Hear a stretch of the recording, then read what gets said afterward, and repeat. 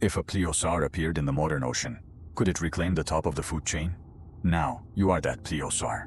Just waking up, you realize your limbs have turned into flippers, your head is as big as a dinner table, and you have a set of sharp teeth that can easily crush bones.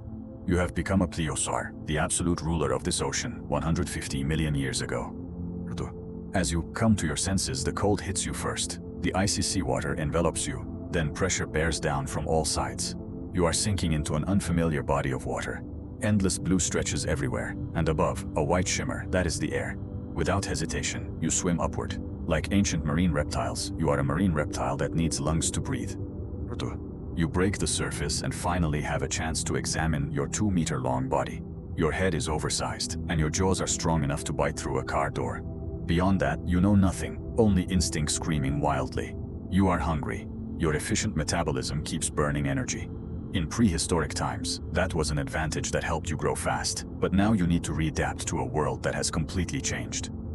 You dive down. Below are colorful coral reefs, with schools of fish swimming in groups. You target a 7-kilogram yellowtail fish and lunge, but miss completely. Your movements are too slow, your angle too off. This body, meant to be a weapon of slaughter, is now as clumsy as a baby learning to walk. Once, twice, 5 times, all failures. Hunger turns your urgency into rage. The already strained energy is wasted on useless attacks. You were born a predator, but if you can't catch prey, it's all meaningless. Just as you start doubting yourself, you spot a fish with an injured fin, swimming slowly. This is your only chance. You change tactics. Instead of charging, you use the current to approach from below, attacking when it's completely unaware. This time you don't miss.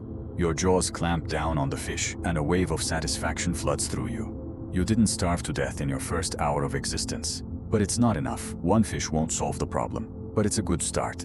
You just need more practice. You begin to figure out survival skills. Dawn and dusk are the best times to hunt. You note where on the reef prey is most abundant and where the dead zones are. A month later, you are 3 meters long, and catching fish has become second nature. Small fish start avoiding you, but that also catches the attention of some larger creature.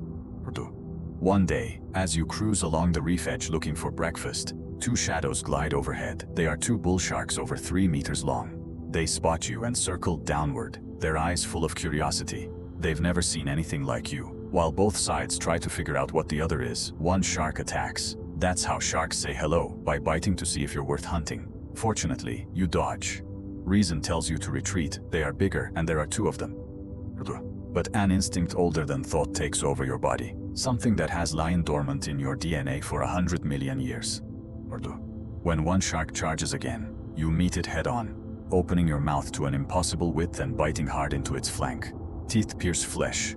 The shark thrashes violently. The impact travels from your skull down your spine, but your jaws are locked tight. You roll instinctively, and blood stains the water red. The other shark watches everything, seeing its companion torn apart by a completely unknown creature, and quickly decides to bolt, shooting upward and swimming away. This event teaches you 2 things. Your body is not just a tool but a weapon. Large predators will keep testing you until you prove you are a real threat. After that, the reef becomes much quieter. The sharks that used to patrol your hunting grounds have migrated elsewhere. This territory is now entirely yours. Life gradually returns to a slow rhythm of hunting and resting. Then you hear clicking sounds, not random, but with a distinct rhythm. The sound comes from beyond the reef. The past few weeks of peace have given you great confidence, and curiosity urges you to swim over. Black and white shapes are gliding through the water, herding schools of flying fish toward the surface with precise, efficient movements. Clearly, they are hunting in a pack. One of them turns to look at you, its eyes frighteningly intelligent. It watches you quietly for a moment, then turns back to join the hunt. You feel a sudden unease. Instinct in your genes is warning you. These creatures are different from anything you've encountered. You are no longer the sole ruler of this ocean. 6 months pass, and you are 5 meters long. The small fish on the reef can no longer satisfy you. You need bigger prey. So you head into the deep sea. The seabed beneath you gradually vanishes into infinite darkness.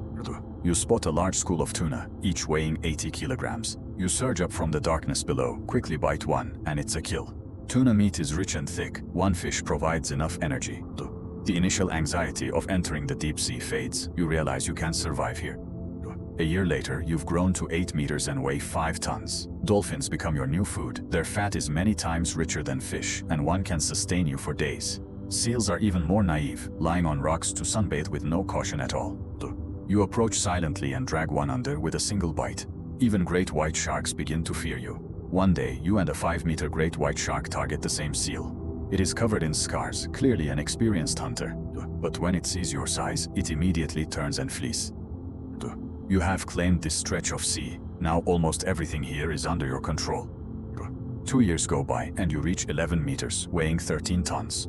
And in the water, an unexpected turn occurs. Low, resonant sounds come from afar. Hundreds of humpback whales migrating with their calves pass through your territory. Adult humpbacks weigh 30 tons, even you cannot hunt one alone. But the calves are only 5 or 6 meters long, clumsy and slow. You quietly trail the migrating herd, patiently waiting for an opportunity. Meanwhile, orcas are also following the whales with the same intention as you. 3 days later, the chance comes. A playful calf strays about 20 meters from its mother. You surge from below, bite its tail, and wrench hard. The calf lets out a piercing cry, and blood stains the water. The next second, the mother turns and charges straight at you. Her 30-ton body slams into you. With a thud, you feel almost all your ribs break. The agony forces you to release your bite, and the calf escapes. The mother blocks you again. You can't get close. Just then, clicking sounds erupt and 6 orcas rush in from the east. For a moment, everything freezes. You, the orcas, and the mother calf pair form a 3-way standoff. Finally, the orcas make the first move. 2 head for the calf. 3 charge at you. You fight back immediately, biting one orca's dorsal fin and nearly tearing it off. But you can't overcome so many foes. The others take the chance to bite your body, and the pain is blinding. On the other side, the mother humpback is also struggling against 2 orcas. Chaos reigns. Suddenly, a new sound approaches, the roar of an engine. A boat cuts through the battlefield, and its propeller wash throws one orca aside. The orcas panic, their formation breaking. You seize the gap, charge through, and bite the smallest orca. One bite, and it goes limp, clearly dead. Now the orca pod, 1 dead, 2 badly wounded. They look at their dead companion, then at you still with fight left, and finally retreat with their injured. On the other side, the calf floats on the surface, having lost too much blood, now motionless. The mother humpback stays by its side, keening in grief. This battle has no winner. All sides have suffered varying degrees of loss. The next 3 days are critical for you. Your wounds become infected, modern bacteria that your body hasn't had time to evolve defenses against. After 100 million years of refinement, you can only find warmer waters, bask in the sun, and force a passive fever. 2 weeks later, a giant sea monster rises from the water. You've made it. Occasionally, you hear orca calls in the distance, but they no longer venture near your territory. The cost of attacking you is too high. No one wants to bear that consequence. From then on, you continue to hunt. As long as this body can endure, as long as there is prey in the ocean, you will go on living. That is enough.